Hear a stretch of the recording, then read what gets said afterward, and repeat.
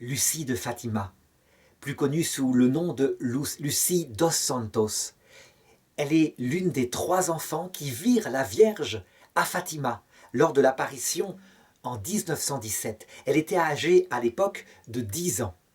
Et le 13 juin 1917, elle qui était un peu plus dégourdie que les autres enfants, n'hésita pas à aborder la Vierge Marie et à lui demander « Est-ce que nous irons au ciel ?» Et la Vierge Marie répondit « Oui, vous irez au ciel. » Mais elle continua en prophétisant ceci. « Jacinthe et François, je viendrai les chercher bientôt.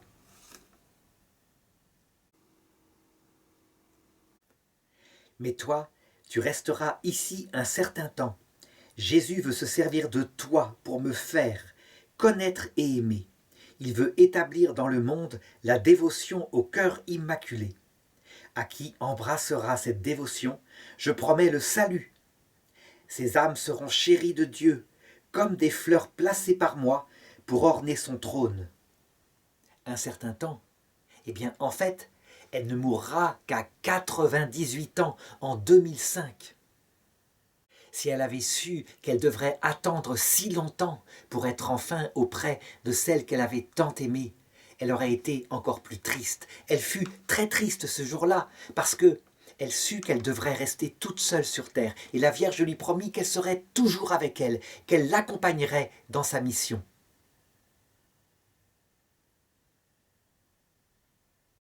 Mais c'est long, 90 ans.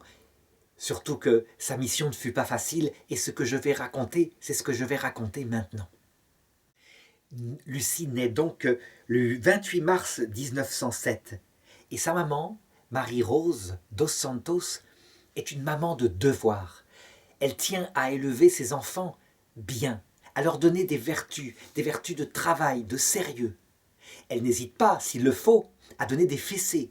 C'est comme ça qu'elle tient sa petite famille. Mais elle a le sens de la vertu. Elle est profondément catholique aussi. Il y a une chose qu'elle ne peut pas supporter au-dessus de tout, c'est le mensonge. Pour elle, on doit être des femmes et des hommes d'honneur, de droiture. Et il ne sort pas de la bouche de ses enfants un mensonge. C'est aussi parce qu'elle les aime que cette maman qui a de la poigne ne tolère à la maison aucun caprice.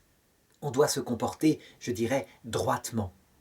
Elle les élève chrétiennement et elle fait sa première communion très vite. Et là, alors qu'elle vient de recevoir Jésus, elle racontera plus tard qu'elle a fait cette prière-là. « Seigneur, faites de moi une sainte. Conservez toujours mon cœur pour vous seul. » En fait, en 2017, où je fais cette vidéo, elle n'est pas encore canonisée, mais les 2 autres enfants ont été canonisés cette année, en 2017. Elle ne devrait pas tarder à l'être elle aussi. Elle est, je dirais, de la même trempe. En 1916, on lui confie la tâche de garder les troupeaux de moutons, de les emmener dans des terrains qui appartiennent à sa famille. Et ses cousins, Jacinthe et François, qui sont plus jeunes qu'elle, se joignent à elle. Cette année-là, en 1916, elles auront par 3 fois l'apparition d'un ange, l'ange du Portugal. Et il se passe la chose suivante. Eh bien, très naïvement, très simplement, elles en parlent à leurs parents. Et elle se prend une telle déculottée, une telle fessée, qu'elle se dit qu'elle n'en parlera plus jamais, qu'elle gardera cela secret pour elle, parce que, en fait, sa maman ne la croit pas. Ainsi, lorsque le 13 mai 1917 vont commencer les apparitions de Marie à Fatima, eh bien, elle dit bien à Jacinthe de n'en parler à personne. Elle a peur de la réaction de sa mère, elle ne voudrait pas de nouveau la blesser, étant donné qu'elle la prendra de nouveau pour une menteuse. C'est une femme qui a les pieds sur terre, peut-être un peu trop, elle ne peut pas imaginer que sa fille ait de telles apparitions. La petite Jacinthe, elle, tout naïvement, elle en parlera à la maison. Et les choses vont se répandre dans le village. Et ça va remonter à l'oreille de sa mère, qui va de nouveau en faire une honte terrible. Comment est-il possible qu'il sorte de telles fariboles, de tels mensonges de la bouche de sa fille qu'elle a si bien élevée? et elle va lui donner une correction dont elle va se souvenir.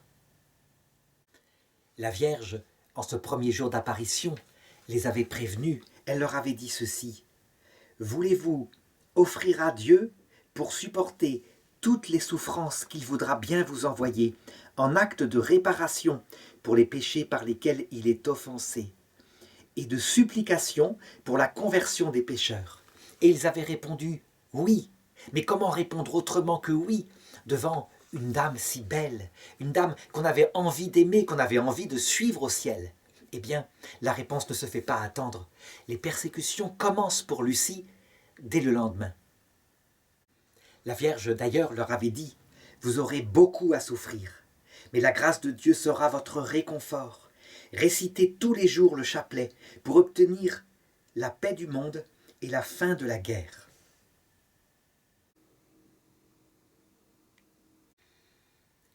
Rien ne pourra plus arrêter le bruit des apparitions qui se passent à la Cova da Iria, là, sur le terrain qui appartient aux parents de Lucie. Et je dirais que les gens viennent et ils interrogent Lucie. Ils l'interrogent même très indiscrètement. Il y a même une dame qui lui dit qu'il faut se méfier, que ça pourrait peut-être être une illusion du démon. Et ça va beaucoup la troubler, parce que elle et les autres enfants, dans leur pureté, dans leur naïveté, tout de suite, ils ont su qu'elle venait du ciel et qu'elle était la Sainte Vierge. Mais peut-être qu'ils s'illusionnent. Lucie est très troublée intérieurement pendant ces apparitions. Elle qui est la plus grande, elle a beau être, je dirais, plus délurée, elle pose des questions à la dame. Elle décide à un moment donné de ne plus aller sur les lieux d'apparition, malgré la promesse qu'elles ont faite d'y aller tous les 13 du mois. Elle se dit, et c'est peut-être le démon. Lorsqu'arrive le 13 juillet, donc date de la 3e apparition, eh bien, une force mystérieuse, alors qu'elle a décidé de ne pas y aller, une force plus forte qu'elle-même, la pousse à aller vers François et Jacinthe qui, eux, déjà sont tristes parce qu'ils ne pourront pas non plus y aller. C'est tout de même elle qui est la plus grande qui les accompagne. Elle va les chercher dans leur maison et elle se rend sur le lieu d'apparition. Et la dame est au rendez-vous. Et de nouveau, elle leur demande beaucoup de prières, beaucoup de sacrifices. On pourrait dire que prières et sacrifices seront à chaque fois dans les apparitions de la Vierge au 19e et 20e siècle le thème récurrent de la dame. C'est facile à comprendre. La prière, c'est l'acte même de l'amour de Dieu. Mais la prière est un amour à condition qu'elle soit fidèle, durable, et donc qu'elle dépasse les moments où on n'a plus envie de prier. Et le sacrifice premier, c'est justement cette fidélité quand il n'y a plus de plaisir. C'est aussi l'amour du prochain. Et l'amour du prochain, c'est pareil. C'est facile d'aimer quand on est porté par un plaisir, mais l'aimer vraiment, lui vouloir du bien, indépendamment de ce qu'on reçoit en retour, ça s'appelle le sacrifice et c'est une propriété naturelle de l'amour. En fait, la Vierge leur apprend et nous apprend ce qui sera la grande tentation du 20e, 21e siècle, la confusion entre amour et plaisir sentimental. L'amour, disait Jésus, eh bien il ne suffit pas de dire Seigneur, Seigneur. L'amour, c'est de faire la volonté de son Père qui est aux cieux. Il n'y a d'amour que d'acte d'amour vers l'autre, qui veut son bien. Et ça, c'est une chose, je dirais, qu'on a beaucoup oubliée, au point que beaucoup de familles fondent, je dirais, les choses sur un plaisir sentimental en croyant que c'est ça l'amour. Évidemment, c'est du sable et ça ne dure pas. Ce jour-là, le jour de cette 3e apparition, la Vierge arrive à confier aux enfants les secrets de Fatima. Mais elle va faire une chose très forte qui va énormément les marquer, tous les 3, à commencer peut-être par François, qui va changer radicalement de comportement ce jour-là, mais Lucie aussi. Elle va les emmener dans l'autre monde et elle va leur montrer l'enfer. On peut se dire, mais quelle est cette pédagogie de la Vierge Marie qui montre à des petits-enfants, dont Lucie qui a 10 ans, l'enfer? En fait, en voyant ce que deviennent les pauvres pécheurs, les enfants vont être frappés. Ils ne vont pas avoir peur pour eux, ils vont être frappés du terrible sort des pauvres pécheurs qui ne se repentent pas. Ils vont comprendre en voyant à travers des scènes, des images, je dirais, extrêmement frappantes, ils vont comprendre la gravité du péché qui offense Et pourquoi cela offense le cœur du Seigneur? En fait, parce que certains persévèrent dans le péché jusqu'au bout, jusque dans le passage de la mort, quitte à choisir pour l'éternité de se séparer de Dieu. Et leur âme est pleine de rage, pleine de haine, pleine de vengeance par rapport à ce Dieu d'amour qui voulait les sauver, mais les sauver à travers un mystère d'humilité qu'ils refusent strictement. À partir de cette vision, on peut dire qu'ils seront prêts à donner leur vie pour le Christ, pour les saints, pour le ciel. Et ils vont avoir à le prouver. Et je crois qu'ils vont le prouver. Je crois que s'ils avaient vécu pendant l'Empire romain, ils auraient vraiment été martyrisés. Et de fait, ils ne sont pas canonisés, Jacinthe et François, comme martyrs, mais ils pourraient l'être à cause de ce que je vais raconter maintenant, qui s'est passé à peu près le 13 août 1917, donc lors de cette apparition-là, que d'ailleurs ils ne verront pas, pour la raison suivante, c'est qu'il y a à Fatima un gouvernement local qui a été élu et qui est tenu par un homme qui fait partie d'une loge maçonnique anticléricale.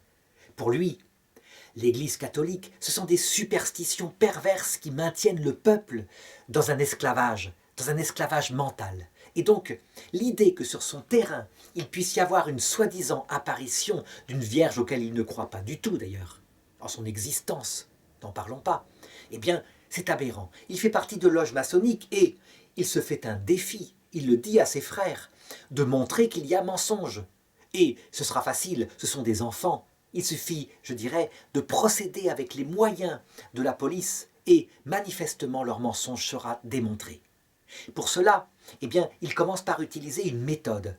Il se revêt de son costume officiel d'élu et, par une lettre qu'il envoie aux parents de Jacinthe et François, qui sont les parents Marteau, mais aussi de Lucie, les parents dos Santos, eh bien, il émet une convocation officielle à se rendre auprès de son siège à 15 km de Fatima pour interrogatoire.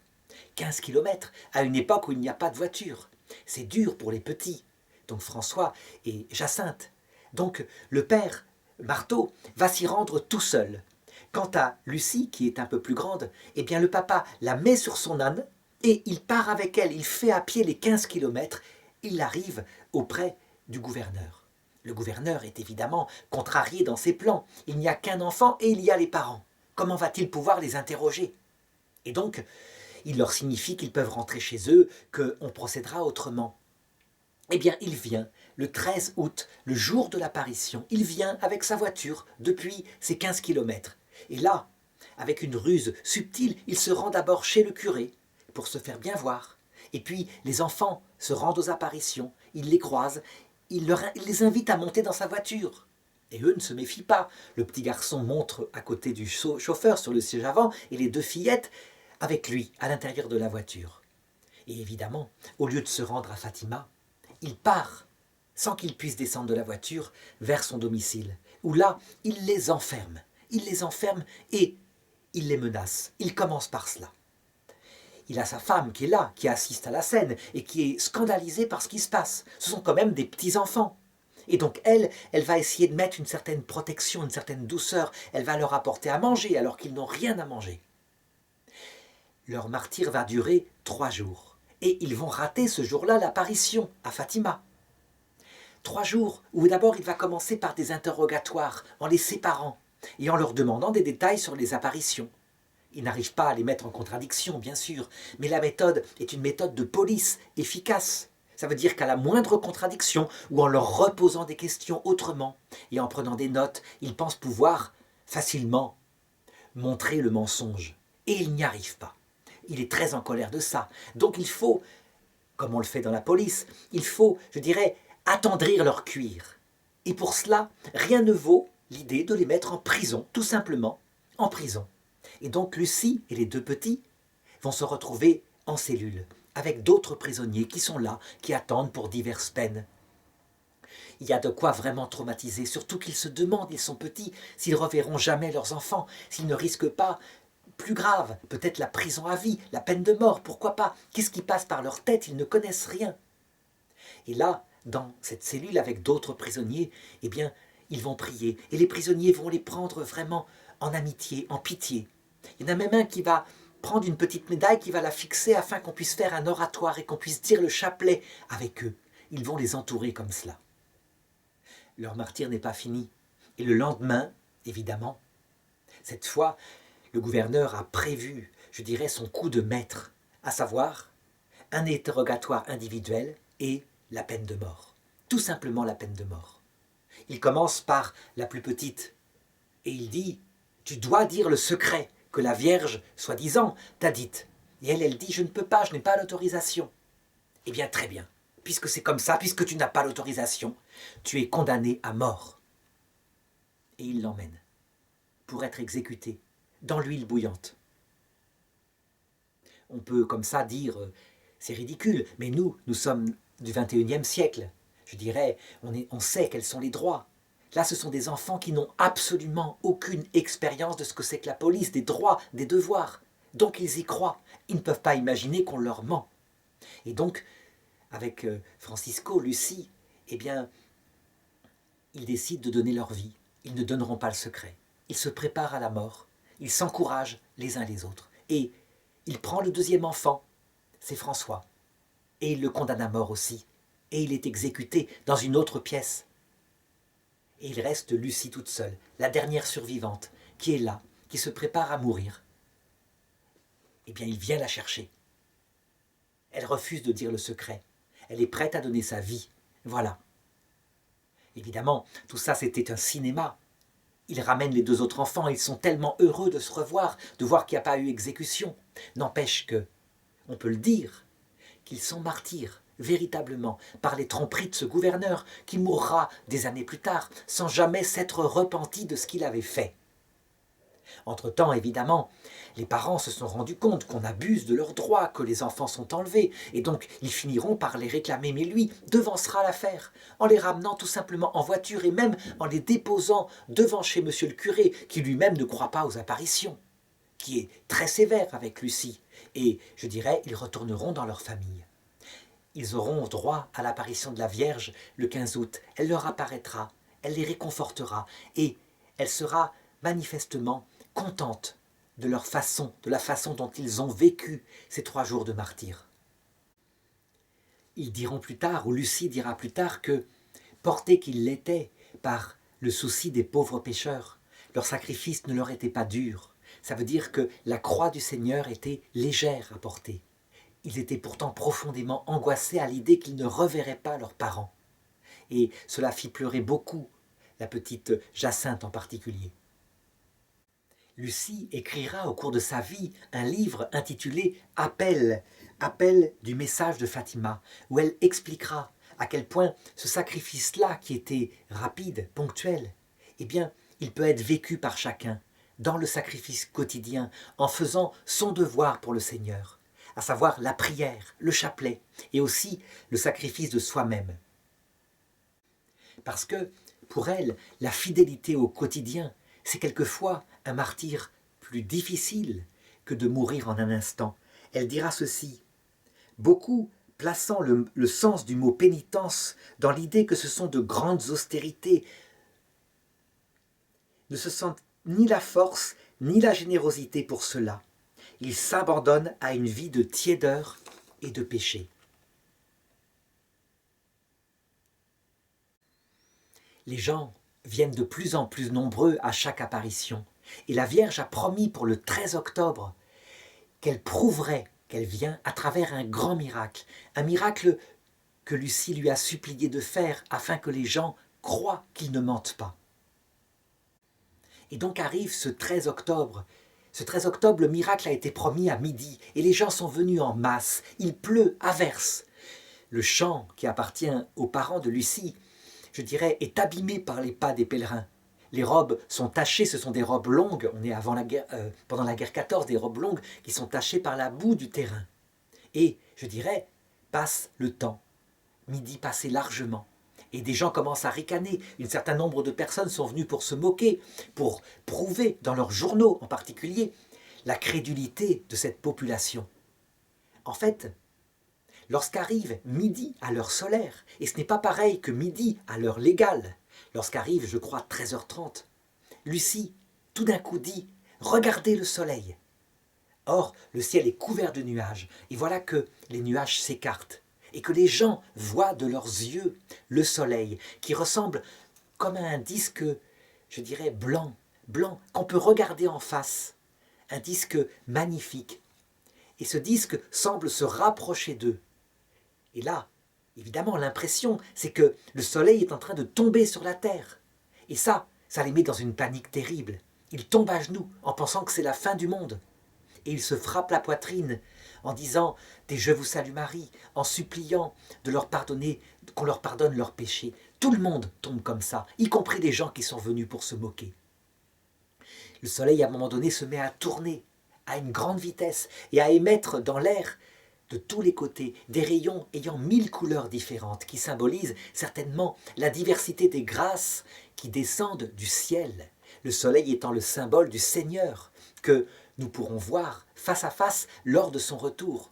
On peut dire que ce jour-là, sous la forme du soleil, les gens ont assisté à ce qui se passera lors du retour du Christ, tous les signes qui accompagneront ce retour.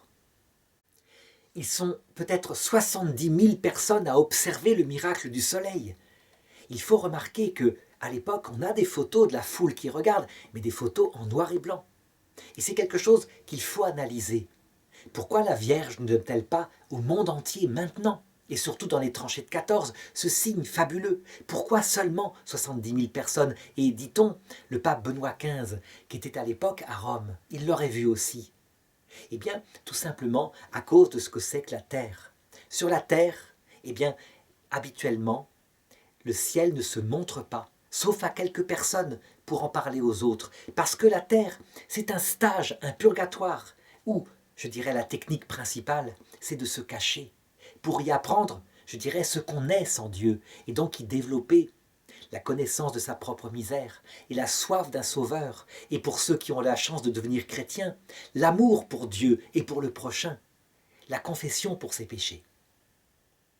Et donc il ne faut pas s'étonner que maintenant, à notre époque où il y a des caméras numériques, des appareils photo, eh bien la Vierge ne donne plus des apparitions comme cela, afin que le statut de la terre demeure. Évidemment, ce grand miracle du soleil, plutôt ce signe du soleil, parce que miracle au sens fort, le terme est peut-être fort au point de vue théologique, ce signe va toucher énormément Lucie. Sa maman ne va plus douter une seule fois, et sa fille ne lui a pas menti. Ça, c'est quelque chose de formidable pour elle. On peut dire qu'elle va vivre ici les moments, je dirais, de plénitude et de bonheur, parce que, véritablement, la Vierge a soutenu sa servante. Seulement, les événements qui doivent continuer sa vie arrivent. En 1919, une grippe, une maladie spéciale, se répand sur le monde entier. Les peuples sont affaiblis, on sort de la Première Guerre mondiale. Et cette grippe va être terrible, on va lui donner le nom de grippe espagnole. Elle va faire plus de morts que la guerre 14. Et les deux cousins de Lucie, Jacinthe et François, sont atteints, ainsi que sa famille. Et il y a beaucoup de morts. Le premier, c'est le petit François qui meurt. Il meurt, je dirais, en offrant sa vie pour les pauvres pécheurs, et en ne cessant pas de dire le chapelet, en étant à l'intérieur de lui-même dans une nuit totale que lui a imposé le Seigneur, sans doute pour purifier son cœur. Ensuite, ce sera le tour de la petite Jacinthe. Elle est emmenée à l'hôpital, on essaye de la sauver là-bas.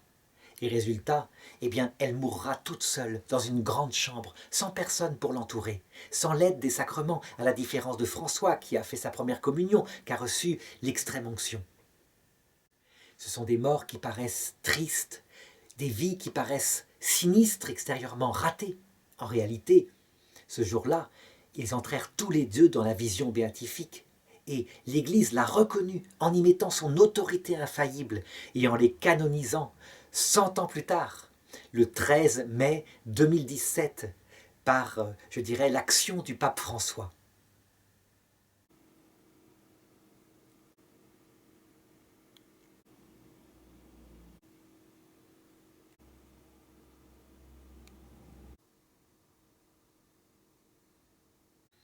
La canonisation, ce n'est pas n'importe quoi. On dit que dans l'Église catholique, il y a 2 domaines où Dieu engage l'infaillibilité. Il y a le domaine dogmatique, quand l'Église se prononce sur une doctrine du salut.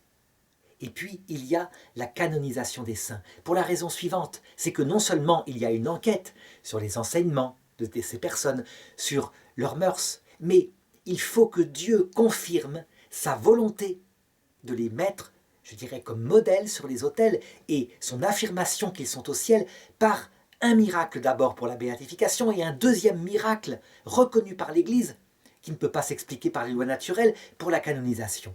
Et c'est ce qui va avoir lieu pour Jacinthe et François. Donc, ils sont canonisés et ils sont modèles pour nous. C'est quelque chose de très rassurant parce que leur petite vie si humble, je dirais si peu voyante extérieurement, manifeste que ce qui compte aux yeux de Dieu, c'est pas ce qu'on voit sur la terre, les grandes gloires, c'est du vent en comparaison de cette gloire-là qu'ils ont eue.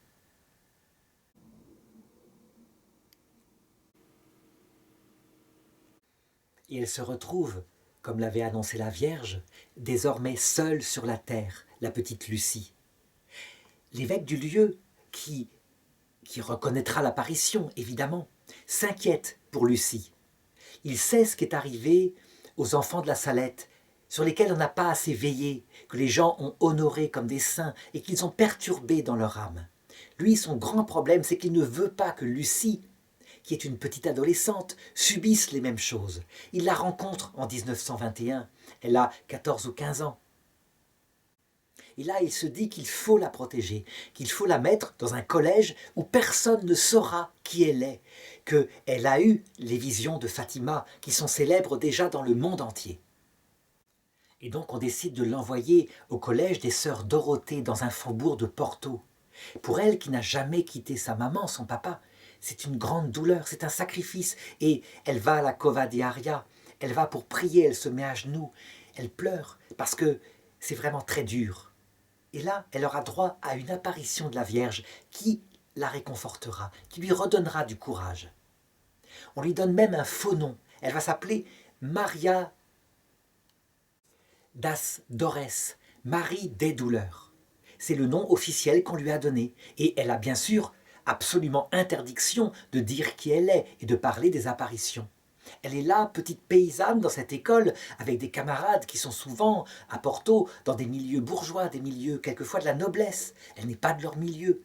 On l'appelle Dorès, douleur. On se fiche d'elle, on l'humilie, et elle supporte les choses paisiblement, ou plutôt douloureusement et calmement. Je dirais qu'elle offre ses douleurs pour les pauvres pécheurs. Et elle répète sans cesse cette prière qu'on lui a appris. Ô Jésus, c'est par amour pour vous, pour la conversion des pécheurs et en réparation des péchés commis contre le cœur immaculé de Marie. Je vous offre tout pour cela. Petit à petit, et malgré cette différence de milieu, ses camarades et les maîtresses se rendent compte qu'elle a quelque chose que les autres n'ont pas, parce qu'elle ne dit pas le mal, elle ne se moque pas, elle est gentille avec tout le monde, elle est serviable, si bien qu'elle finit par s'attirer l'affection de tout le monde. En plus, elle est douée pour les études. Et donc elle se dit qu'elle pourrait peut-être passer au lycée. Le problème, c'est que pour passer au lycée, il faut qu'elle révèle sa vraie identité. Lucie dos Santos. Et ça, ce n'est pas possible. Elle se dit pourtant que si elle étudie, elle pourra bien mieux répandre, je dirais, le culte de l'Immaculée dans le monde. C'est important. Mais ce n'est pas possible. Elle ne pourra pas étudier. Et je dirais que devant le tabernacle, elle prie, elle offre de nouveau ça à Dieu et qu'elle soit consolée. Elle est consolée. Elle ressent cette parole qui lui est dite « Ne sois pas triste. Tu n'étudieras pas, mais je te donnerai ma sagesse. Le message est confié aux soins de ma hiérarchie. » C'est Jésus qui lui inspire cette pensée-là. Ma hiérarchie, ça veut dire l'Église. Et effectivement, l'Église s'occupe des apparitions.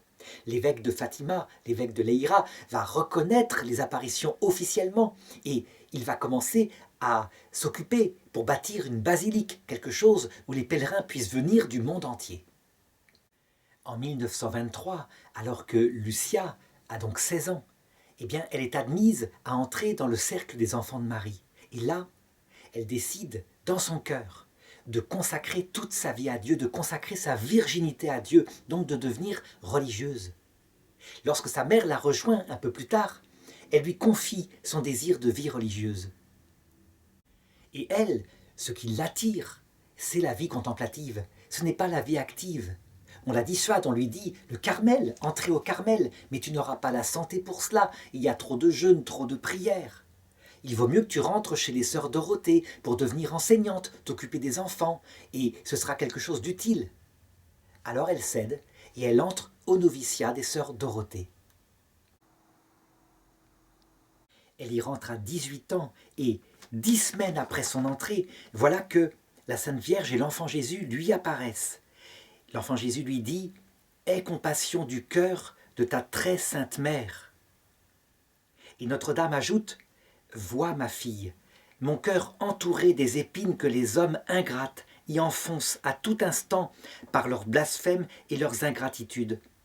Toi du moins, tâche de me consoler et dis que je permets d'assister à l'heure de la mort avec toutes les grâces nécessaires pour le salut de leur âme, tous ceux qui pendant 5 mois, le premier samedi, se confesseront, recevront la Sainte Communion, réciteront le chapelet et me tiendront compagnie pendant 15 minutes en méditant sur les 15 mystères du rosaire en esprit de réparation.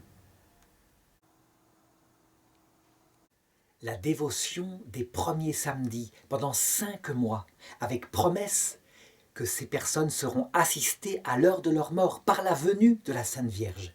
Eh bien, Lucie va sentir que c'est là une de ses missions, répandre cette dévotion au cœur immaculé, cette dévotion, je dirais, pour les premiers samedis. Il y a évidemment dans cette dévotion plein de symboles qui met la Vierge, et il est facile de les retrouver. Pourquoi 5 samedis? Sans doute à cause des 5 plaies du Christ. 2 aux mains, 2 aux pieds, une aux côtés. Pourquoi le samedi? Eh bien, c'est le jour de la Sainte Vierge. Le samedi saint, c'est le jour où l'Église catholique universelle était absolument identique à la Vierge Marie. Personne ne croyait plus, sauf elle, qui attendait, dans une absolue certitude, la résurrection de Jésus pour le lendemain. Il y a évidemment là une allusion à ce que seront les épreuves finales de l'Église, dont parle le catéchisme de l'Église catholique au numéro 675, et qui ressembleront à ce qu'a vécu le Christ à la croix. Et il faudra bien que des gens, imitant la Vierge Marie, s'étant nourris de cette dévotion, sachent qu'au moment où tout semblera perdu, où l'Église semblera comme disparue, c'est en fait la victoire qui arrive, certainement là, quelques jours plus tard. Pourquoi faut-il se confesser? Pourquoi faut-il communier? Pourquoi faut-il réciter le chapelet et tenir 15 minutes? Eh bien, c'est un résumé de la vie chrétienne au quotidien. D'abord, on se rapproche de Dieu avec son cœur de pauvre pécheur, dans l'humilité. L'humilité, c'est comme le fondement qui fait qu'on peut s'approcher de Dieu. Et alors, on peut le recevoir dans son cœur par l'Eucharistie, et il vient habiter. Et c'est là qu'on peut, en action de grâce, lui parler, en sachant qu'il ne vient pas seul. Il vient avec le ciel entier. Et alors, avec la Vierge Marie, avec les saints, on peut méditer en présence d'eux, dans la cellule intérieure, méditer tous les mystères de la vie de Jésus, sans compter les 5 mystères que le pape Jean-Paul II a ajoutés, qui permettent de réfléchir aux enseignements de Jésus. Ce sont les 5 mystères lumineux qui n'existaient pas à l'époque de Lucie de Fatima. Pourquoi 15 minutes? Eh bien, ça indique que ce n'est pas la quantité énorme de temps passé, mais c'est un temps d'amour consacré, journalier, je dirais même, consacré en se concentrant, en y mettant tout son cœur. S'il n'y a pas ce temps, eh bien, comment fréquenter le Seigneur? On finit par l'oublier. En esprit de réparation, parce qu'évidemment, tout ça, ça se passe dans la communion des saints. Le but, c'est d'aider les pauvres qui portent leur croix sans même connaître encore le Christ. Et cette croix-là, sans le Christ, elle est extrêmement lourde. Plutôt que de les critiquer, il faut les aider par notre prière pour obtenir qu'ils puissent recevoir la grâce de connaître le Seigneur et que leur croix soit allégée. Parce que cette croix, tout d'un coup, a un sens. Et ça change tout. À 19 ans, donc à l'âge où elle est très jeune fille, elle rejoint enfin le noviciat des sœurs en question, et c'est en Espagne. Elle y reçoit l'habit et un nom nouveau. Son nom de religion sera Sœur Maria des Douleurs, le nom qu'elle avait eu quand elle était au collège. Et là, elle a un confesseur à qui elle peut se confier, et lui, sous le secret, garde tout ce qu'elle lui raconte. Et comme il sent qu'il y a quelque chose d'important dans cette dévotion des premiers samedis, il lui demande d'écrire, de lui donner par écrit ce que veut la Vierge par rapport à cette dévotion, et elle le fait. À 21 ans, et bien malgré son désir de vie contemplative, elle prononce ses premiers vœux dans cet ordre apostolique enseignant. Et là, on ne lui confie pas une tâche d'enseignement, mais on lui confie la lingerie, où elle va exceller par son dévouement. Et cette tâche lui plaît finalement, parce qu'elle lui permet de prier. Elle a obtenu aussi la permission de passer l'heure sainte tous les jeudis de 11h à minuit pour prier avec notre Seigneur au Jardin des Oliviers. C'est une tradition dans la vie religieuse. Et c'est là, dans la chapelle, qu'elle va avoir de nouveau une apparition.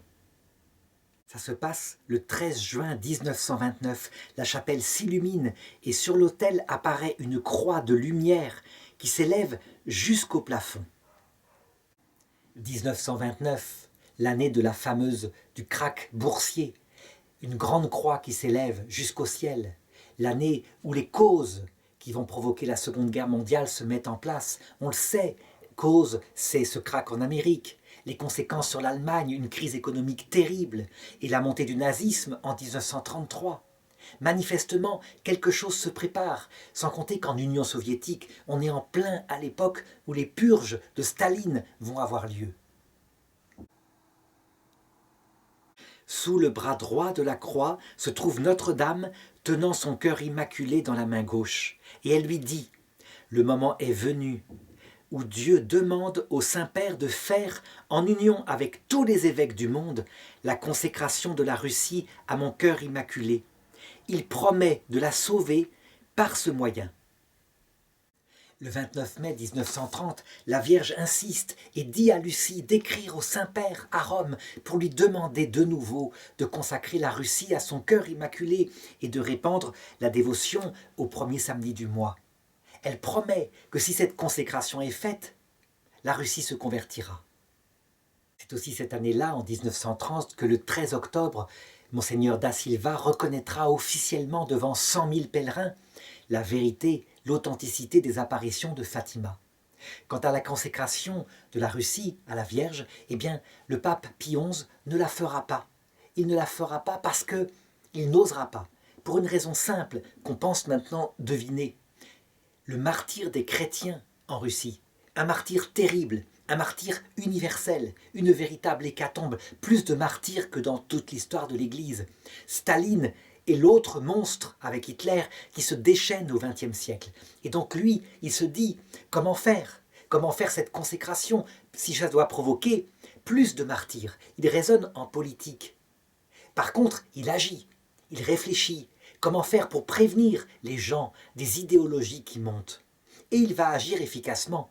C'est lui qui va produire les 2 encycliques avant la Seconde Guerre mondiale qui condamnent le communisme et qui, d'autre part, en allemand, condamne le nazisme, l'encyclique Mitbrennender Sorge, écrit par son successeur, le pape Pie XII, mais que lui-même publie.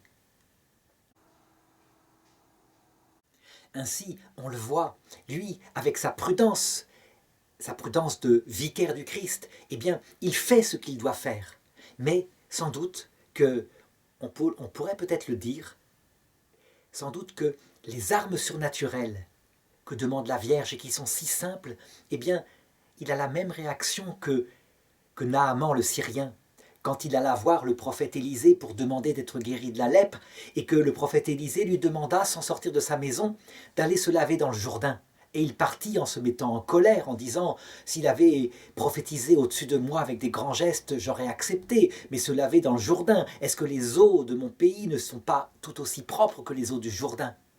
Il fallut un de ses serviteurs pour lui dire « Maître, si on vous avait demandé des choses compliquées, vous les auriez faites. Alors allez vous laver dans le Jourdain. » Et il se lava dans le Jourdain où il fut guéri. Toujours est-il que la consécration de la Russie au cœur immaculé de Marie, en union avec tous les évêques, n'eut pas lieu à cette période-là, si ce n'est en secret, dans son cœur. Le pape en question le fit, et il envoya même des évêques, je dirais, là-bas, en Russie, pour prier la Sainte Vierge pour ce qui se passait. Ils étaient de manière anonyme. Mais elle ne se fit pas comme la Vierge l'avait demandé. On peut se dire, mais quel dommage, et en tout cas quelle souffrance ça a dû être pour sœur Lucie. Le moyen était tellement simple et ce n'était pas fait. Il y a une autre façon de regarder les choses. C'est vrai, erreur sans doute humaine, désobéissance à cette demande si humble de la Vierge. Mais ce qui compte ultimement, c'est ce qui s'est passé de l'autre côté de cette vie. Il y a eu énormément de souffrances, énormément de martyrs. Mais les martyrs maintenant au ciel, eh bien, je dirais que eux ont sans doute un autre jugement là-dessus. Et que cette vie passagère, où de toute façon on meurt, peut-être qu'elle leur a apporté, disent-ils maintenant, la grâce de donner leur vie pour le Christ. C'est facile à dire, évidemment, pour nous qui sommes ici, mais je me place du côté du ciel, où la peine est finie, où leurs larmes sont maintenant effacées, où ils ont retrouvé leurs enfants, à qui ils ont été arrachés très souvent, déportés en goulag, exécutés par hordes entières. Pour sœur Lucie, la vie continue en Espagne et elle va être confrontée, alors qu'elle vient de prononcer ses vœux définitifs, à un autre martyr, la guerre civile espagnole. Cette guerre oppose des nationalistes d'un côté et de l'autre côté des communistes athées. Et l'Église est réputée chez les communistes comme étant du côté des nationalistes, si bien que des massacres commencent à être perpétrés contre les prêtres, contre les religieuses. Et donc la perspective du martyr véritablement est proche. En fait, elle ne mourra pas martyre. Elle sera rapatriée vers le Portugal où elle pourra se réfugier. Et là, elle écrira, à partir de ce moment-là, une lettre qui en dit long sur les souffrances qu'elle devra supporter pendant la Seconde Guerre mondiale, alors que le Portugal connaît des pénuries terribles, que le pain manque énormément, que les sœurs sont soumises à la faim. Elle écrit ceci, « Le Seigneur me réserva un autre martyre, qui parfois n'est pas plus facile, le lent martèlement de la renonciation qui crucifie et immole. » Et en effet, le Portugal ne connaîtra pas la guerre. D'ailleurs, elle l'écrit au Saint-Père, au pape Pie XII, le 2 décembre 1940. Elle dit ceci dans une lettre. « Notre Seigneur promet, en prenant en compte la consécration que les évêques portugais ont faite de leur nation au cœur immaculé de Marie, une protection spéciale de notre pays durant cette guerre. Et que cette protection sera la preuve des grâces qu'il concéderait aux autres nations si elles étaient semblablement consacrées. »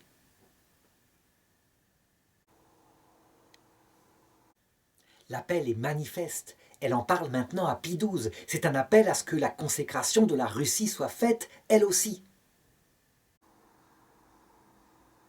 Et le pape Pie XII comprend, et il agit. Et le 31 octobre 1942, le pape Pie XII décide de consacrer le monde au cœur immaculé de Marie. Et la Russie n'est pas mentionnée, si ce n'est dans son cœur. Le 4 mai 1943, la sœur Maria des Dores, Marie de la douleur, écrit « Notre Seigneur promet la fin de la guerre pour bientôt, eu égard à l'acte qu'a daigné faire sa sainteté. Mais comme il fut incomplet, la conversion de la Russie sera pour plus tard. » Et voici les circonstances où cet acte sera enfin accompli. En 1981, le 13 mai, le pape Jean-Paul II est attaqué sur la place Saint-Pierre alors qu'il se promène sur son auto dans la foule. Quelqu'un lui tire dessus et il voit de ses yeux, il le racontera à tous les pèlerins qui venaient le voir plus tard, il voit de ses yeux l'ange de Fatima, il le reconnaît, qui détourne la balle. Il est blessé gravement, une balle lui traverse le ventre, mais il ne meurt pas. Et le criminel sera étonné, lui qui était si près et qui ne rate jamais son coup. Seulement, la balle le blesse cruellement, le blesse tellement fort qu'il restera à souffrir très longtemps à l'hôpital. Il aura des opérations d'intestin, etc. Et il restera, je dirais, marqué par cet attentat. bouleversé par ce qu'il a vu, il récupérera la balle qui l'a frappé et il le fera mettre dans la couronne de la Vierge à Fatima en action de grâce pour lui avoir sauvé la vie. Évidemment, l'idée de la consécration de la Russie au cœur de Marie lui tient à cœur, lui qui est polonais, qui sait ce que la Russie répand sur son pays et qui sait aussi, je dirais, l'overdose que son pays a du communisme athée.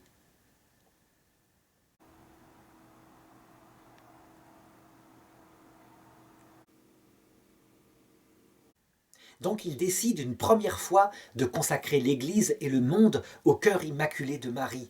Mais Lucie lui écrit que ça ne va pas.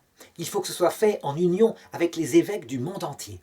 Alors, il se reprend et il décide de le faire, et cette fois en union avec les évêques du monde entier. Et cette consécration a lieu, mais le nom de la Russie n'est pas prononcé, si ce n'est avec toute la ferveur de tous les évêques et la ferveur du Saint-Père dans leur cœur. Pourquoi ? Eh bien parce que, encore une fois, il y a des choses que sait le Saint-Père avec sa diplomatie qui fait qu'il ne veut pas prononcer le nom publiquement.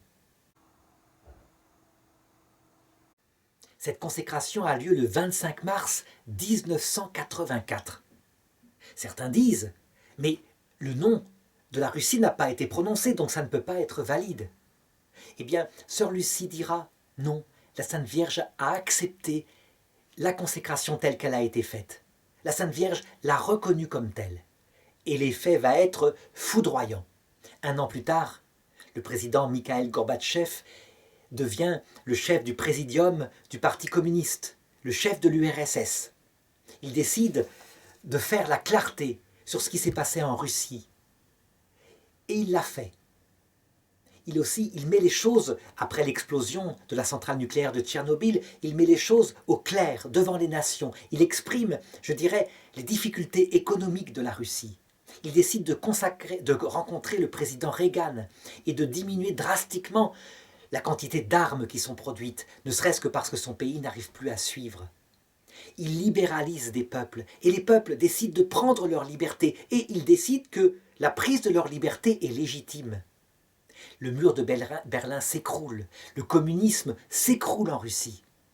Et il n'y a pas un seul mort. Si, il y a à un moment donné une tentative de reprise du pouvoir communiste par une petite caste de généraux de l'armée soviétique. Ils seront, je dirais, battus, et un des généraux se suicidera. C'est absolument incroyable.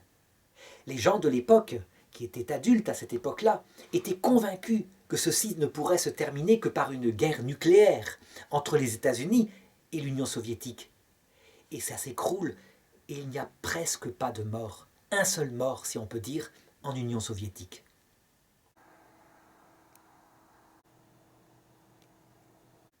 La puissance de Marie, la Reine Immaculée, se manifeste dans ces événements. C'est évident. Et l'action de grâce ne peut être que totale par rapport aux sommes de souffrance qui nous auraient certainement purifiés, mais déchiré le cœur si une guerre nucléaire avait eu lieu, et le nombre d'âmes qui seraient parties dans l'autre monde par la violence. Je dirais que la main de la Vierge Marie a obtenu que la purification se fasse par d'autres choses, hélas, à savoir, en Occident, l'athéisme galopant qui laisse les personnes sans espérance après la mort, dans l'angoisse, qui affrontent pour la première fois une génération l'heure de leur vieillesse sans la Vierge Immaculée, sans même l'espérance qu'elle existe, avec beaucoup d'idées de suicide. Et certainement, on peut le penser, que ces souffrances-là, qui ne sont peut-être pas, je dirais, moins douloureuses, mais qui sont tout aussi purificatrices, sauveront cette génération lorsque, arrivée à l'heure de la mort, et parce que nous aurons suivi la dévotion des 5 premiers samedis, nous obtiendrons pour eux que la Vierge vienne les chercher, alors que eux ne l'auront pas faite, mais parce que nous l'obtiendrons pour eux. C'est la communion des saints. Et lorsqu'ils la verront, lorsqu'ils verront qu'elle est réelle, qu'elle est la reine du ciel, la reine du cœur de Dieu, eh bien, ils se tourneront vers elle en larmes, en demandant pardon. De 1935 à 1941, L'évêque de Fatima, Monseigneur da Silva, demande à Lucie de mettre par écrit les récits de l'apparition et de mettre en particulier les secrets de Fatima. Elle met évidemment les 2 premiers, elle en a l'autorisation, mais elle est très embêtée pour le 3e, elle n'en a pas reçu l'autorisation. Donc elle demande à la Sainte Vierge qui lui donne l'autorisation d'écrire le 3e secret de Fatima, mais qu'il ne devra pas être publié avant 1960.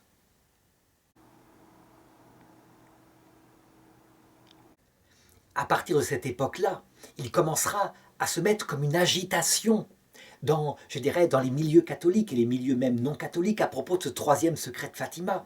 Qu'est-ce qu'il contient? Pourquoi le pape ne le révèle-t-il pas? Il y aura même un faux secret de Fatima qui sera publié, qui annonce la guerre mondiale avec l'Union soviétique et des millions de morts d'heure en heure, etc.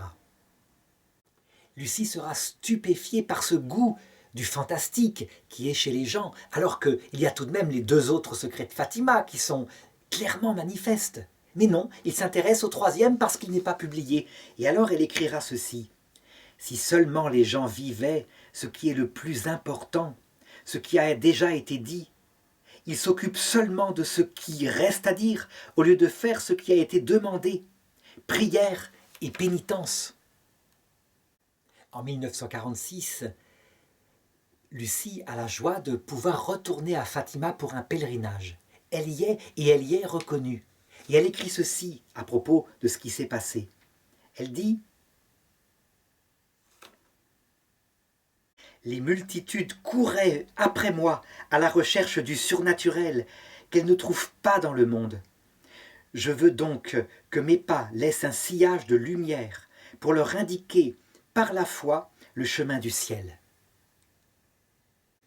Elle l'a compris. Il faut se servir de ce goût des gens pour le merveilleux, pour le fantastique, et les diriger par là vers le Christ, vers l'intériorisation. Elle comprend qu'il faut se servir de cette grâce qui lui a été donnée, cette admiration, ne pas en faire un objet de vanité, mais un objet d'annonce de l'Évangile. Et elle le fait.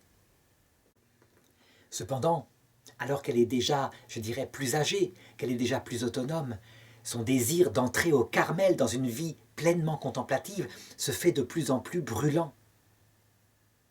Elle sait qu'elle n'est pas dans sa vocation, qu'elle a suivi le chemin que d'autres lui ont fixé, que sa vocation, c'est la vocation de Marie au pied du Seigneur, Marie qui contemple. Elle écrit ceci à cette époque-là. Ce n'est pas que je pense trouver au Carmel une vie qui soit davantage remplie de roses. Non, je pense même que si j'en cueille, elle aura peut-être des épines plus piquantes. Ce que je veux trouver au Carmel, ce sont les murs de clôture qui me mettent à l'abri du flot démesurément important des regards curieux et indiscrets, afin d'avoir une vie de recueillement et d'intimité plus intense avec le Seigneur. Alors, en 1947, elle peut rencontrer le pape Pie XII et elle lui en parle simplement. Elle lui explique son désir de la vie contemplative. Et le pape Pie XII y verra une volonté de Dieu et lui autorisera à changer d'ordre religieux pour entrer au Carmel. Et elle y rentre et elle peut prendre l'habit le 13 mai 1948. Il faut dire qu'à cette époque-là, tout le monde sait qu'elle est Lucie de Fatima.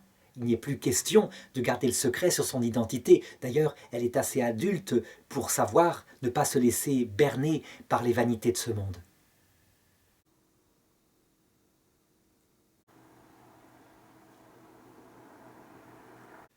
Elle y prend le nom de sœur Marie-Lucie de Jésus et du cœur immaculé. Et là, au Carmel, eh bien, elle va s'épanouir. Elle va véritablement devenir elle-même.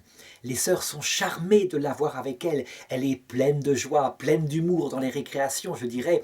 C'est un plaisir que d'être avec elle.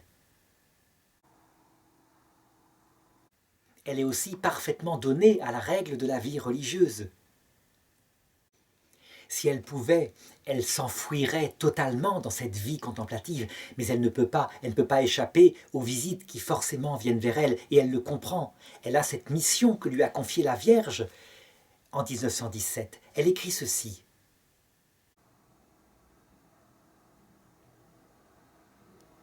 Ces visites fréquentes sont un morceau de ma croix. mais elles sont aussi une partie de la mission que Dieu m'a confiée. Pas même au ciel, ils ne me laisseront en paix, mais là je les recevrai avec plus de générosité, parce qu'il n'y aura plus de danger de perturber l'union de mon âme avec Dieu.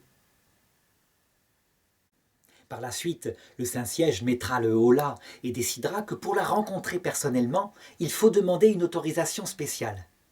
Et elle pourra se consacrer à l'apostolat par son abondante correspondance, parce qu'elle répond aux lettres. Je voudrais parler maintenant de quelque chose d'assez amusant qui lui est arrivé vers la fin de sa vie. On le sait, en l'an 2000, le pape Jean-Paul II décide de révéler au monde entier le troisième secret de Fatima. C'est un secret extrêmement profond, que peu de gens comprendront, que certains commenteront en disant « Oh, ça parle de l'attentat qu'il y a eu contre le Saint-Père en 1981 ». En réalité, la vision qu'ont eu les enfants ce jour-là, un homme en blanc qui monte une montagne escarpée, accompagné de prêtres et d'évêques et de laïcs, et au sommet de cette montagne, une croix rugueuse, et des hommes qui les attaquent avec des fusils, avec des arcs, et qui les blessent et qui les tuent, et des anges qui récoltent le sang de leurs martyrs et qui les portent devant l'autel de Dieu, où ils répandent une agréable odeur. Eh bien, cette vision, manifestement, concerne, je dirais, l'épreuve finale de l'Église, celle dont parle maintenant le catéchisme de l'Église catholique au numéro 675. L'annonce sans doute du martyre final que vivra un jour la papauté. Évidemment, lorsqu'il est publié, accompagné d'un commentaire du cardinal Ratzinger, beaucoup de gens qui s'attendaient à des choses fantastiques, des mers qui se mettaient à bouillir, des villes qui étaient détruites, sont déçus et se disent « Ah, ce n'est que cela !» après coup. En particulier, une partie de l'Église qui a rejeté depuis longtemps le Concile Vatican II et qui a même décrété que depuis le pape Pie XII, qui n'a pas consacré la Russie au cœur immaculé de Marie, Marie aurait décidé de sa propre autorité royale que les papes de Rome ne sont plus papes, qu'ils ont perdu leur pouvoir et que la papauté a été transférée à quelques personnes qui vivent parfois en Espagne, parfois en Italie, etc., qui souvent s'entredéchirent pour savoir qui est pape. Seulement, Lucie de Fatima, eh bien, à qui veut l'entendre, elle dit « Mais oui, c'est le troisième secret de Fatima. Le pape Jean-Paul II l'a simplement répandu. » Et donc forcément, il y a forcément une théorie du complot qui devait sortir de là. Et donc vont se répandre la rumeur suivante, que Lucie de Fatima a été enlevée par des agents secrets du Saint-Siège et remplacée par une autre religieuse, tandis qu'au Carmel, les religieuses sont dans la terreur. L'idée de parler, elles risquent leur vie. L'idée de parler ne leur vient même pas. Et on produit des photos qui montrent la vraie Lucie de Fatima avant son enlèvement et la fausse Lucie de Fatima, celle qui l'a remplacée au Carmel.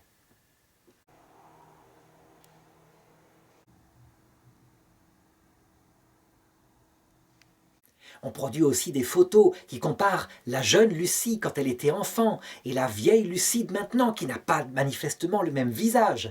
Et oui, elle a vieilli, elle a pris, je dirais, 80 ans. Évidemment, sœur Lucie ne prendra même pas la peine de répondre à ces choses qui sont amusantes, qui relèvent, je dirais, de l'esprit, qui cherche le fantastique un peu partout, qui adore les théories de complot chez certaines personnes.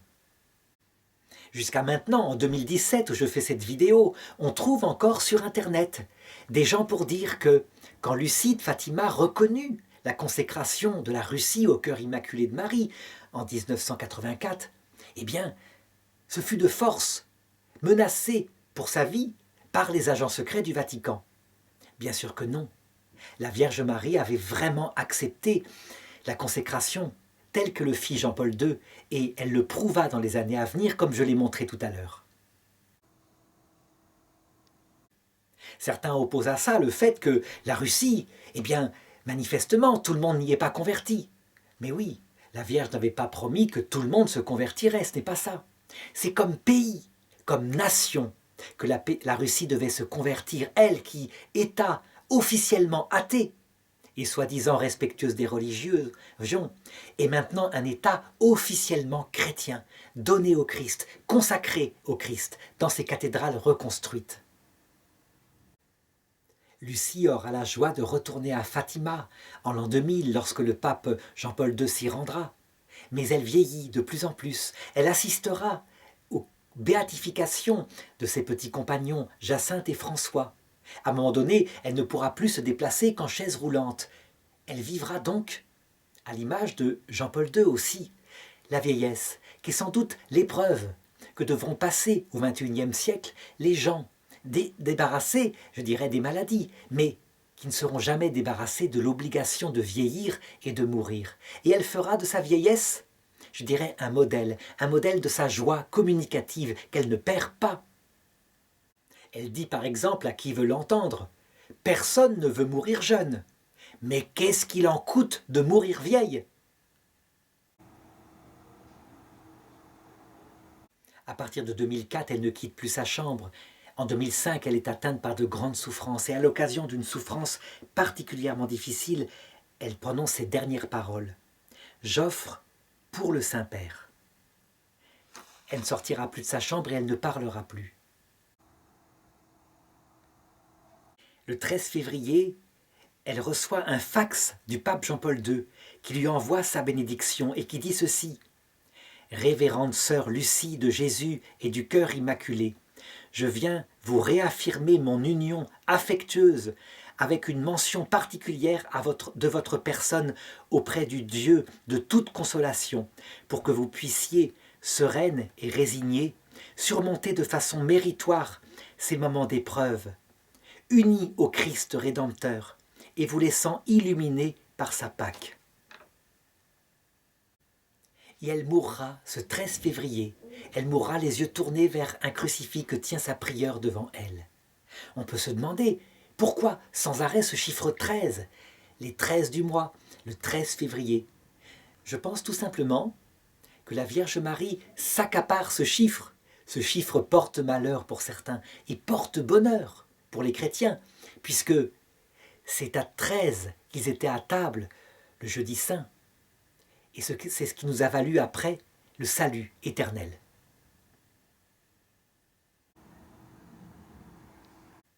La Vierge, très probablement, veut donner un nouveau sens à ce chiffre, le sens de l'humanité entière, unie à son Fils, pour la vie éternelle. La petite sœur Lucie sera tellement la gloire du Portugal que, à l'occasion de sa mort, le gouvernement décide de proclamer un jour de deuil national. Elle est enterrée, ses obsèques ont lieu à la cathédrale de Coimbra, qui est trop petite, tellement la foule se précipite en masse pour y assister. Actuellement, en 2017, où je fais cette vidéo, eh bien son procès de béatification est en cours. Il prendra plus de temps que pour les deux petits compagnons, François et Jacinthe, parce que tous ces écrits devront être lus, analysés, voir s'ils sont conformes à la foi. Sa vie et ses comportements devront être, je dirais, étudiés à travers les témoignages de ceux qui l'ont connu. Et il faudra deux miracles. Un premier miracle pour sa béatification, un second où Dieu indique qu'il veut qu'elle soit canonisée. Mais manifestement, il n'y aura aucun problème. Si on devait retenir, si sœur Lucie nous disait de retenir quelque chose de ce qu'elle a voulu laisser avant son départ, eh bien je pense que ce serait la dévotion au premier samedi du mois. Et cette promesse que l'on peut répandre pour nos frères qui ne connaissent plus le Christ et sa mère, que Marie viendrait à l'heure de la mort pour les aider à franchir ce passage, cette Pâque, comme disait Jean-Paul II, et afin qu'ils entrent un jour avec nous dans le paradis.